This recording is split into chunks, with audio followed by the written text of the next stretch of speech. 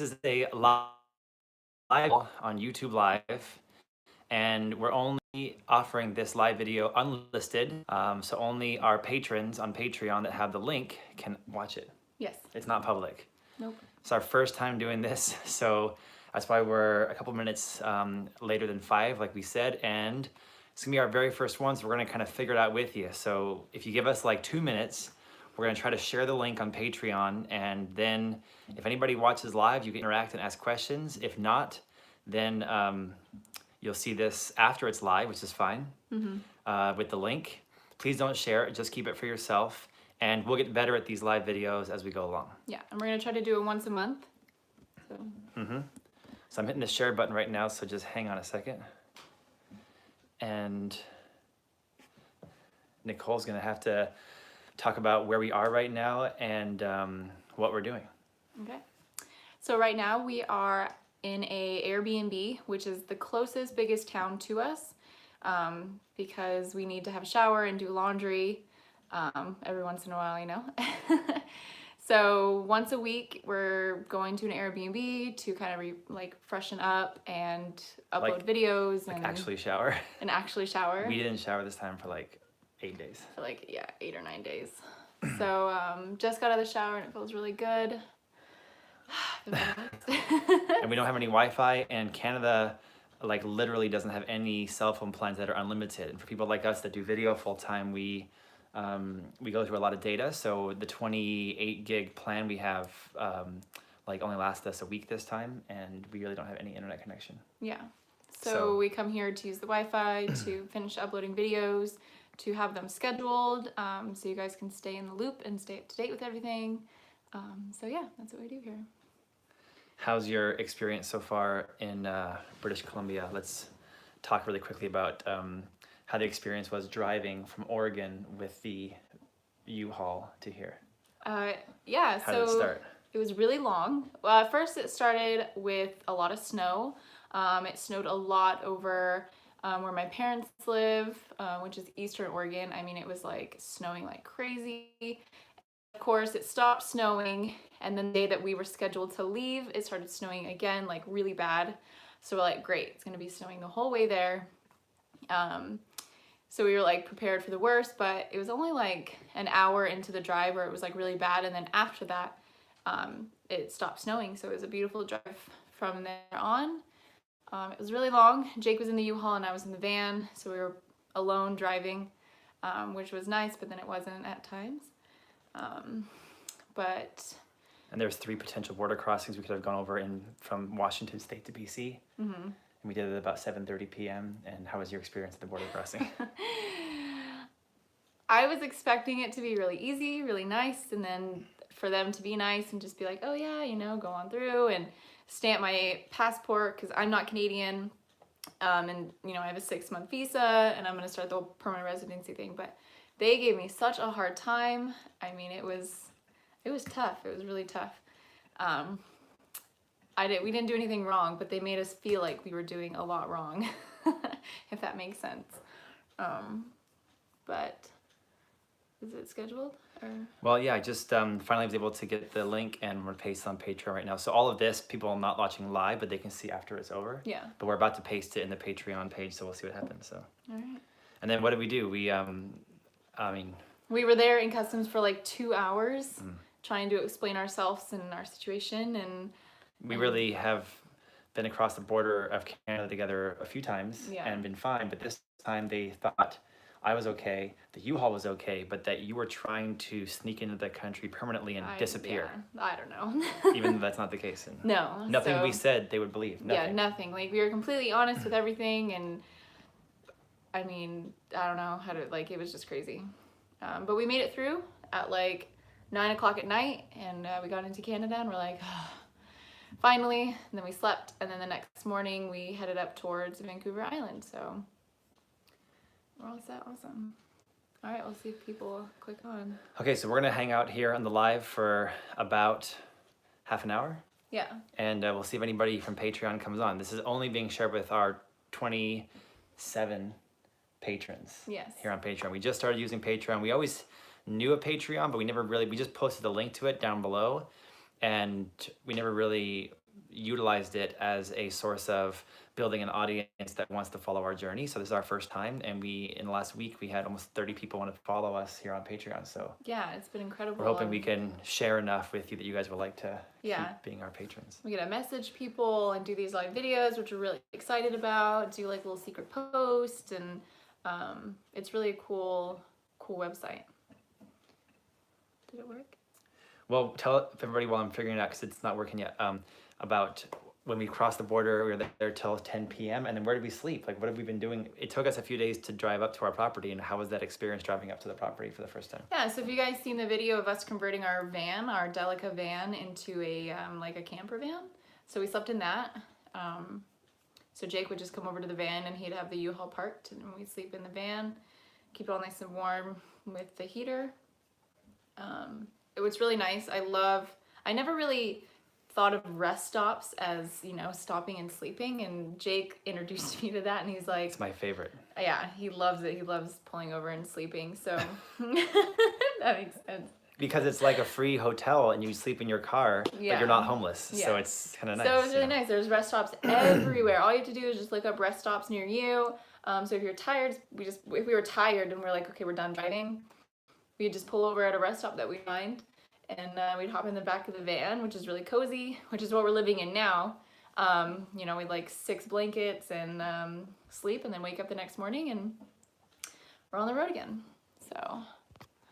So it looks like the post is now live there, and I'm gonna pretend like I'm a patron. I'm gonna click on it, and if I hit the play button, there we go. So folks, so I guess the way that works here on Patreon is folks can watch the live video with YouTube's live video functionality, but it's automatically embedded into Patreon. Cool. So this is on YouTube, but it's only YouTube for folks that have the link. Cool. All right, let's get into it. We have a couple of topics that we wanted to talk about with you guys. What do you want to talk about first here, babe? Well, I have 2 topics. I wanted to talk about my experience with our property being boat access only. You know, because it's very different from just driving up to your house. It's a big change for me. And at first, I didn't really like it. I mean, I do like it. Of course, it's awesome, and the experience of it. When we have a car and we drive up to the ocean, what happens? Yeah, so if we go grocery shopping, say for example, or even just when we're done here at the Airbnb, so let's say we go grocery shopping and we have to go to the dock where our boat is, and we have to unload everything from the car, put it in our boat, make sure it's secure, and then we head off to the property. But that's not it. Then we get to the property and we get to the dock there, and then we have to undock everything, which if you guys have ever been to a dock, this dock, I mean, has a huge ramp. Both the docks have huge ramps. So you have to go up the ramp or down the ramp, you know, and sometimes it could be really high, or like, you know, the ramp could be like really vertical depending on the tide of the water. Anyway, so it makes it more difficult. So it's from dock to dock. So we leave the mainland of Vancouver Island. I mean, we're going to tell you guys, our patrons, we're on Vancouver Island. Yeah. So we're already on one of the biggest islands in the world. Yeah. We leave the island, go into the ocean to another part of Vancouver Island. Yeah. That's too difficult to get to by car Which, because I there's mean, no roads. I don't think they even have a road going to where we live. Just forest. So since you can't drive there, you have to go on the ocean. So we have to have a boat or a plane. So at first, you know, it was kind of emotional, and I would have moments where I was just like, I hate this, I don't like this. You know, I didn't really like the boat access only, but it's growing on me. It's growing on me. It's so beautiful. I mean, it is like the boat ride or the ride to our property is out of this world spectacular. I mean, every day is a little bit different depending on the weather. If it's like sunny, then like, and then the water is like crystal like glass, then you see the reflection, it's beautiful. We saw sea lions, yeah, you sea see otters, eagles, bald and eagles. eventually we're gonna see orcas when the whales come in for the season, like, and it's beautiful, it's amazing, but it's just weird. Like, think about it, if you go to the grocery store and instead of just going home and unloading your car and having your car out front, like, you have to unload it onto a boat, then drive to your property, unload it from a boat onto your other car, and then to your property. So It's hard. And then like building yurt and like thinking about everything that we're putting in the yurt, I'm like, oh my God, how are we gonna get this to our property? So it's like there's a lot of moving parts and a lot Logistics. of components and logistics to having boat access only, but it's growing on folks me. in the city, they go from their work at an office to their car to sitting in traffic for an hour to the store to then back in their car sitting in traffic again to their home. Yeah. So we're just not, our work is what we do for a living. Yeah. So we don't ever have to go from the office to the car. We just go from the boat to the car. Yeah. And there's never any traffic. It's just half an hour of wilderness on the ocean. Yeah. Is that how you think about it? What do you? Yeah. Yeah.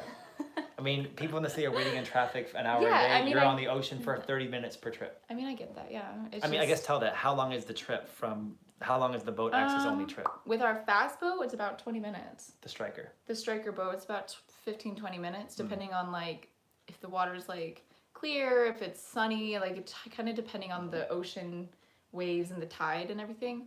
With our bigger boat, takes about like 40 minutes. 45 minutes. It's slower. It's slower. What do you think your experience will be going forward in the future with the boat access only nature of Blackfish Hollow? I think once we get established and we get the yurt put up and we have a thriving garden and we don't have to make that many trips back and forth, I think I'll really appreciate it more, because I'm the type of person where I'm like, oh my God, we need this, like, you know, it's like stressful.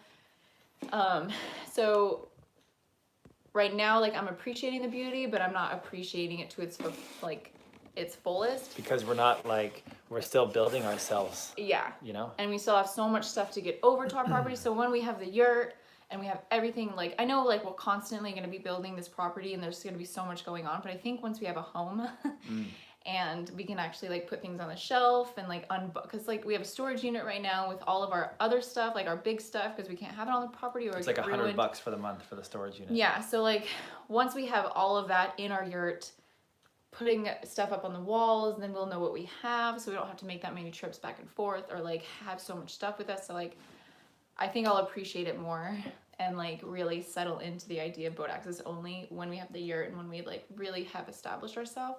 It's still really new, so what anyway. But I mean, honestly, the boat ride is so beautiful. It is. I mean, I can't even describe how beautiful it is. Like it's spectacular. Because you're going from the cutest little dock in this little town on Vancouver Island where there's only a couple boats there, and there's float planes landing and being taken out of the water by a forklift, and then we are going off on the ocean.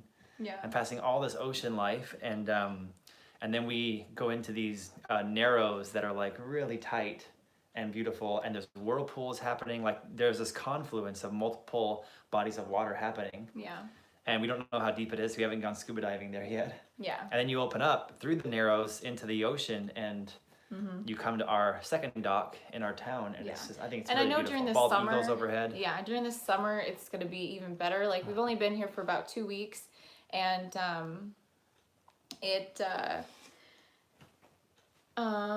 it's cold. Like this is the coldest week that they've ever had. So the boat ride makes it, it's cold. You can get to like bundle up. So I think during the summer it'll It's really the coldest month ever on Vancouver Island. The whole west coast of North America is getting it. Steve Rogers came in. He's a new patron. Hi. And I recognize him because we talked in the chat a bit. Hey, Steve. Hi, Steve. And I call him Captain America because that's Captain America's name, Steve Rogers. Oh, yeah. Remember? Yeah. I have to teach Nicole about all the Marvel. And he asked if we've seen any orcas yet. Have we? That's the number one thing I want to see. And no, we've traveled back and forth many times now, and yesterday we went off for about a couple hours, our first time ever going off into the ocean just for fun. Yeah. Which was really nice. It was nice. We took the morning off because we finished our waterproof carport shed, so now we have a 30-foot space of waterproofing, which is going to be the upcoming YouTube video today. Tonight I'm going to upload the video to Vegan Athlete that will show us putting together the carport, and Nicole will have it on living off the grid. But we didn't see any. Not yet. He's really sad. He really wants to see one so bad, and he's like looking every 5 seconds. I didn't realize there's many different types of killer whale. So in this area, there's 3 types, but 2 main types. One is called transient, and one is called resident orcas. The resident orcas are here all the time, and the transient ones come for feeding. So we were in Kauai volunteering with my on his farm, and I say volunteering lightly. He was actually treating us to a amazing farming education Yes. and fruit sampling. But we were there and we saw humpback whales in the water, and they were there giving birth and raising their young, and then they Yeah. come here to the coast of British Columbia to feed in the summer. So Yeah. as we get into March, April, May, I know we're going to see Yeah. many different species of whales, and all the resident people that live in our little town. Our little town has about 30 people that are year-round residents, and they all have their own acreages. So we're spaced apart pretty far, but they told us that there's lots of whale watching, and it's one of the hot spots for whale watching. So Steve will tell you exactly when. Believe me, I'll be filming the first orca encounter. And Nicole says, she's like, whales, whatever. But when we saw the humpback whales in Kauai, she went insane. She screamed and was like so happy. I was the first person to see them, and there was like 100 people on the boat. It was amazing. Anyway, I know it's really awesome. And imagine us in the little striker boat out there, and like, a school of orcas flip come us around over. us. I know. Seriously, you're gonna go crazy. Your distance. We're in a small boat. So what is the other topic that you wanted to talk about? Well, I wanted to address some of the gear that we use. I know that some people out there are techies, and people always ask me, DM me on social media, and they ask me in the comments, "What's the gear you use?" I never answer this question because I'm not really a filmmaker. I just have grown up now for many years filmmaking, so I'm kind of school of hard knocks. So I figured I would show for like 5 minutes just some of the gear that I've used over the last few years that I really like, and I found makes the videos look clean and high quality, and also is the easiest to carry and create good content with. So number one is the drone that I use. So I only will buy and use drones from DJI because I'm at a point in my life where I don't want to spend money on a drone. Well, first of all, why do you need a drone?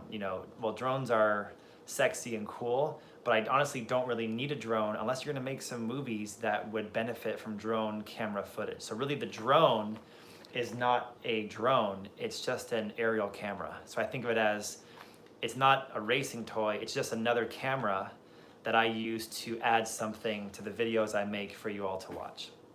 So for years I used the Phantom series from DJI.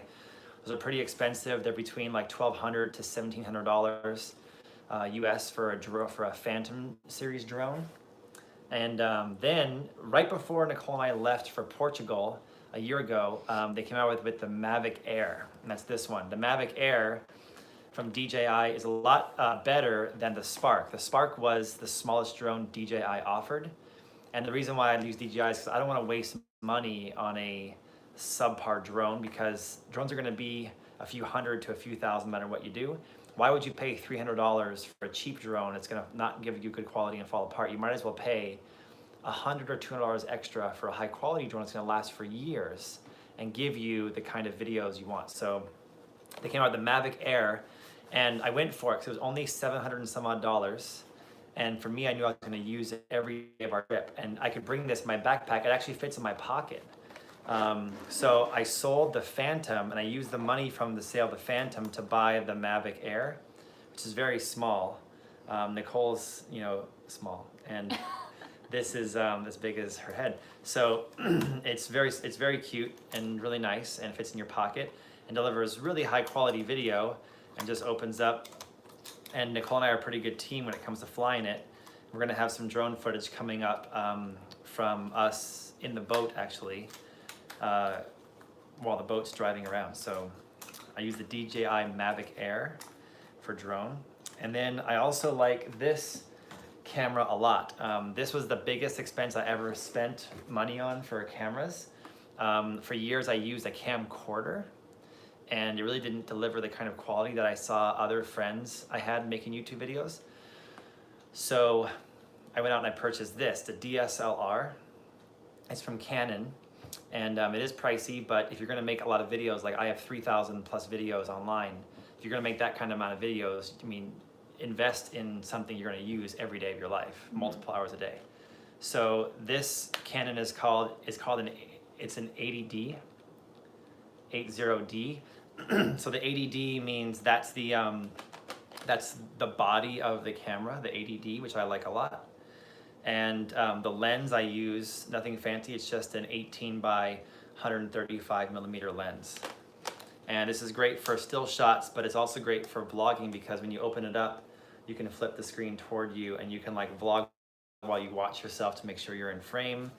And even though it's not 4K, it's 1080p, it delivers such a wide, clean, well-lit image that it actually looks better, I would say, than 4K. And so if you guys ever like the way our videos look, it's because of this guy right here, the ADD. And then the one we got recently that's really nice, oh, with the ADD, the mic I put on it is this mic. So I don't use the mic the camera comes with because I think that it's not good for outside. The littlest amount of breeze can make the audio and it's just horrible. really quiet. It's like really quiet. And I used to have crappy gear, and I used to get nobody watching because nobody could sit through 5 minutes of a horrible video. Yeah. So the muff on the outside of this is the dead cat. That kills all the wind noise. And then the mic inside, this is just the Rode mic, the professional one. And this is a great mic because you can recharge it with a micro USB cable. So you can recharge it like you would charge your phone. And it turns on and turns off automatically when the camera turns on and turns off. So it's really great. Nicole has a mic that's really good as this one. They're both Rodes, but it's the second to most recent model. And the one that Nicole has, you have to actually remember to turn it on and off. And that's upsetting sometimes because sometimes you forget. So eventually we'll get another one of these. And we'll be able to have crisp audio for you guys. And then the last thing I want to show you is this one I got from DJI also recently. It was $300 and some odd. This is the other expense I made investing in my videos. And this guy, if I put it right here, is called the Osmo Pocket. So the Osmo Pocket I got because if we bring this camera, the ADD, into places, a lot of folks will stop you and they won't let you film anything. The phone, like the camera phone, works really well, but it doesn't give very crisp image. So this guy we got to use instead of the point and shoot we used to have. We used to have a point and shoot, which is the Canon Mark II G7X. But this one is really nice. The audio is not that good, so we use it mostly for visual shots. Mm-hmm. And it has a gimbal, so watch when it turns on, I'll turn it on. So trippy. It's like that movie Short Circuit or something. Or you ever saw the movie called Flight of the Navigator? It's like the alien in Flight of the Navigator. You ever saw Flight of the Navigator? Mm-hmm. Oh, yeah, we're watching that tonight. It's so good. So this one is got a gimbal on it. So when we're walking around or doing the boat or doing any kind of time lapse, we can have a really smooth shot like it's a drone. But then if you like face it this way and you want to record yourself, you push 3 times. And now it's in selfie mode and you get that really high quality selfie shot for not that much. You know, we're not talking thousands here, we're talking like a few $100, $300. Mm-hmm. And then I got the base with it so you can actually just hold it up and film yourself. So, you know, you don't need all these toys to be a YouTuber. You know, I YouTube for years just with my camera phone, and that's it.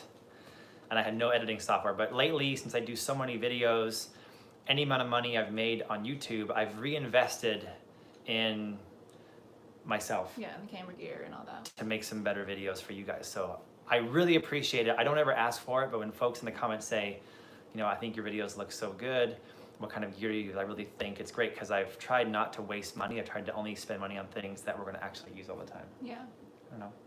Okay, so Nicole's turn. That was so long-winded, but we got about 5 or 6 minutes left. So Nicole's got the next topic. What she want to talk about? Yeah, I mean, I just wanted to talk about things that I do to, like, if I'm not working on a project or something, just things that I do, like hobbies that most of you guys probably don't, or a lot of you guys don't know that I do.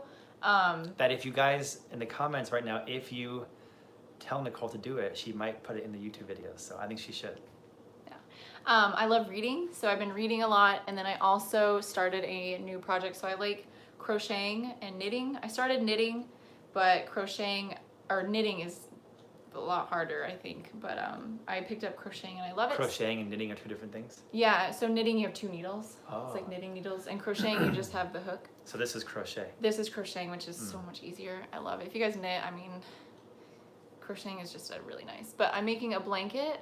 It's like it's a basket weaving Can you go crocheting closer? pattern. That looks so good. So it kind of looks like I'm weaving a basket, I guess. I don't know. Wow. So yeah, so I just, I'm super impressed. I mean, I could always be editing videos every day, all day, every second I get, but sometimes I have to take a break from the computer and rest my eyes, and this is like my meditation. I just get in the zone and I just go to town, so.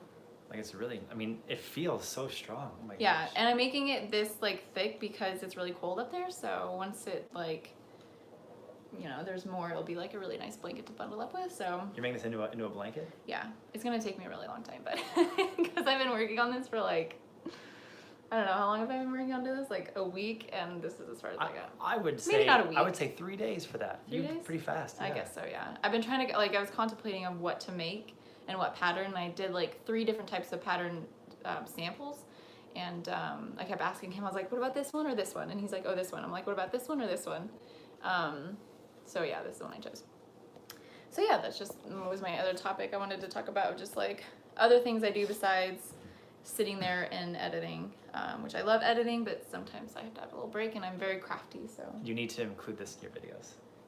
Maybe. I'm not that good to where I can just be But like. it's your hobby. You should put it in, your videos are your video journal about your life. Maybe, you should like, put it in your I'm video sure journal. I'll like put it in there and be like, oh, this is the blanket I'm making, but I don't know if I can like teach people how to do this. There's like Well, like the crocheting world, they'd be like, oh, you said that wrong. Yawn like, over. Yeah, there's like so many different terminologies, and like Europe uses different terminology than the United States, and like we say yarn over and they say something else with the T, I don't even know. I'll get another. So Steve Rogers again. The weather really worked out for you, even though it was cold. Sorry, I don't know how to make the comments. Let me see if I can do this. Oh, there we go. The weather worked out for you, even though it was cold, it was clear. Last year at this time, it rained for 40 days straight. Oh my gosh. So Steve's saying it rained for 40 days straight at this time last year. Well, I'm so happy. lucky. So lucky. Even though it was really cold during the day and at night, and like we really had to wear a lot of clothes, like it didn't rain. Like we were extremely lucky. But I couldn't imagine getting all of our stuff to the property with the U-Haul, 20-foot full brim loaded U-Haul and the van, unloading it at the dock, getting it on the barge, barging it on the water over to the property, craning it off the barge onto the dock, While it was raining. and then taking it up to the property while it was raining. I would have cried. Yeah. That day, like, even though there was a lot going on that day, like the moving day of getting like the year and everything over, was a very long day, but it went really smooth compared to how I thought it was gonna go. Like, I did not know how we were gonna barge it over. I was so stressed out, and I was trying not to be stressed out and just let things happen, and it did. It worked out perfect. Everyone was so nice and so helpful, and were like willing to help. And then it was just us two when we got it all on the dock at our main at our property, and then we had to hightail it all up to our property, but Until midnight. till like midnight. And we don't know, we're in the wilderness, like we don't know what's out there, and it's freezing, and we don't have a truck, we have our van. And it was our first night there. Yeah, well, the Yeah. van's kind of like a truck. He cleaned it out where you can put everything in it, Yeah, but it still, was it was a just- lot of stuff. We have it's- footage yeah. we're going to show you guys coming up. Well, on living off grid, I already did it. Oh, yeah. You guys seen that? It was just a long day, but it turned out really good, and everyone was so nice, and like Yeah, it was good. So yeah. if you don't stress out about things, and you just let things go and how they're supposed to, then everything works out just fine. And already half of it we used to put up the carport, and Yeah, so it's pretty much all put up except for the yurt. So we have like these tarps. Well, at first we had piles of tarp stuff everywhere, but now since the carport's done, we just have like 3 piles of the yurt stuff, and we're we gonna have get all the started yurt on that. stuff on pallets covered in tarps. Yeah. And it's there on the property, and we're hoping that we left the van on the property, so it looks like somebody's there. The stuff is in front of the van, so there's no way to take it out unless you hit trees, so we're hoping that it's okay and not being stolen Yeah. or ravaged by bears. Yeah. But none of it's food, so I mean, we have it tarped and really think we're secure, good. and We're only staying at the Airbnb for one night, and then we go back tomorrow. So, yeah. but yeah. I like sorry, I didn't mean to interrupt you, but I like your mentality of whatever's gonna happen happens. And Yeah, just let it go.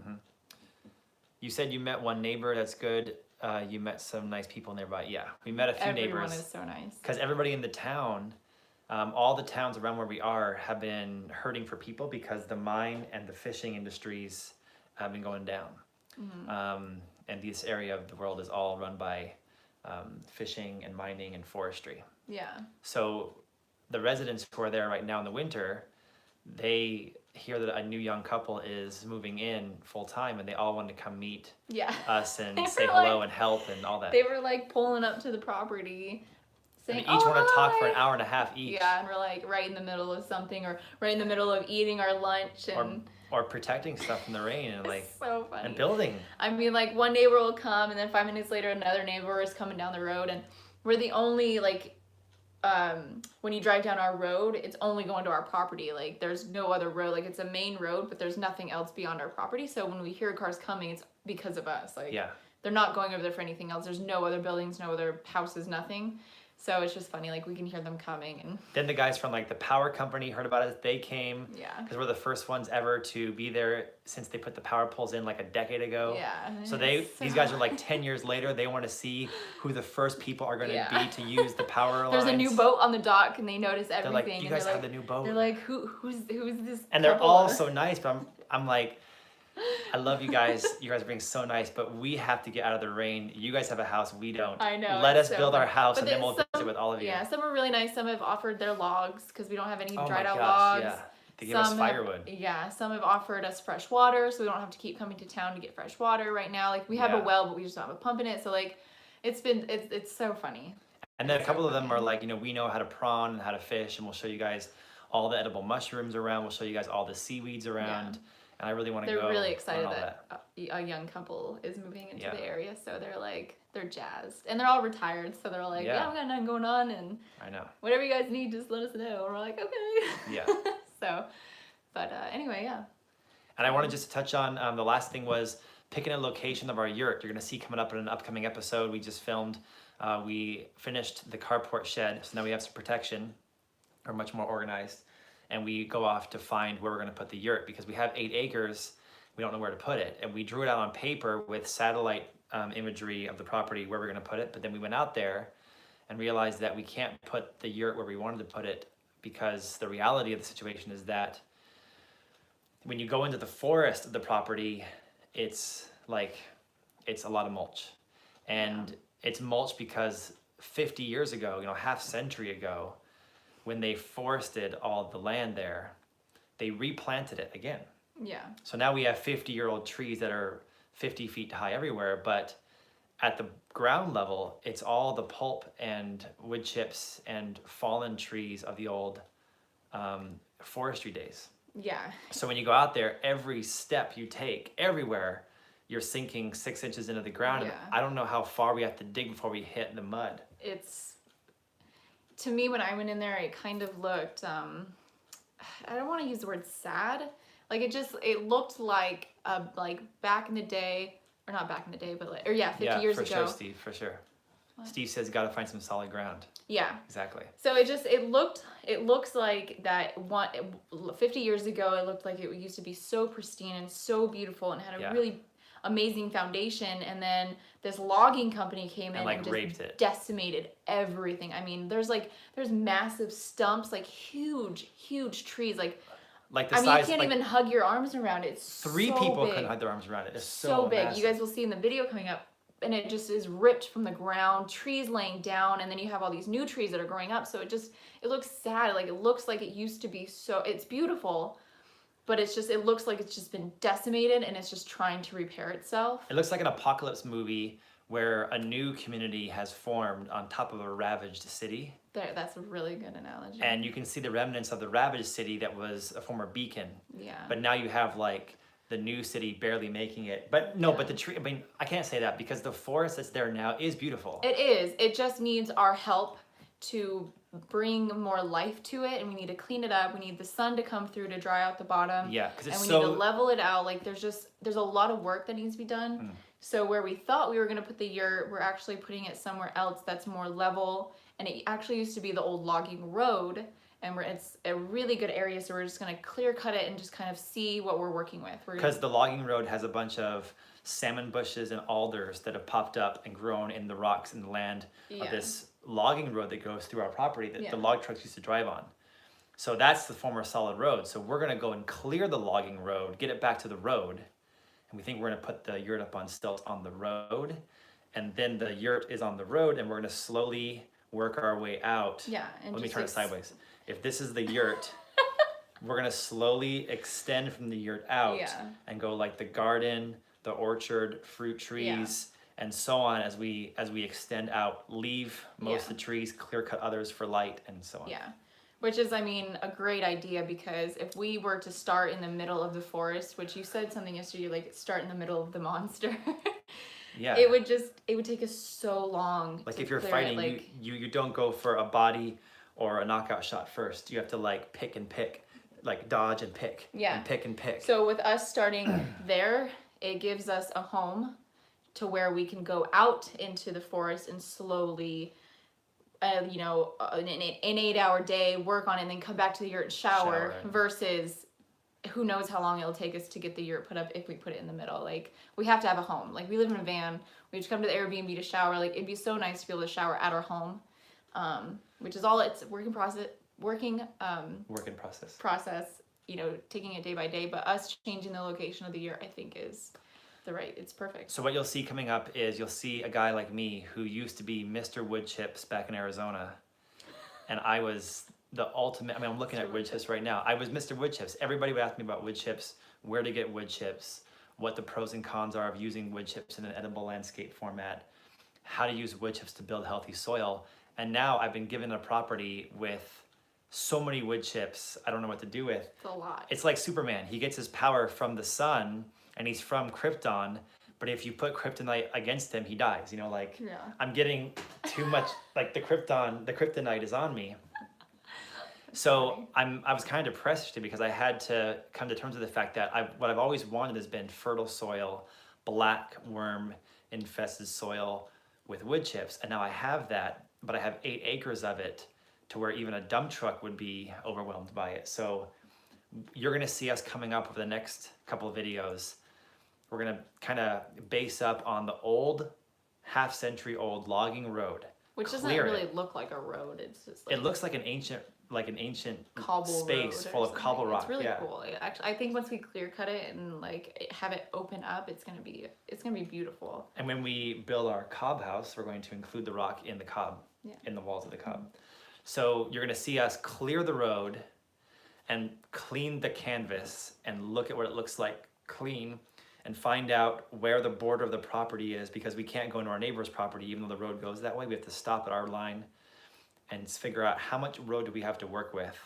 Where would the yurt go? Does it look beautiful? Is it accessible? And can we visualize a garden next door, an orchard next door, some dogs running around, a chicken run? And then can we slowly extend out from the road as we clear the forest, which is way overgrown, to allow light to come through and to use the trees we cut down to build raised beds, to build log shed houses and things like that.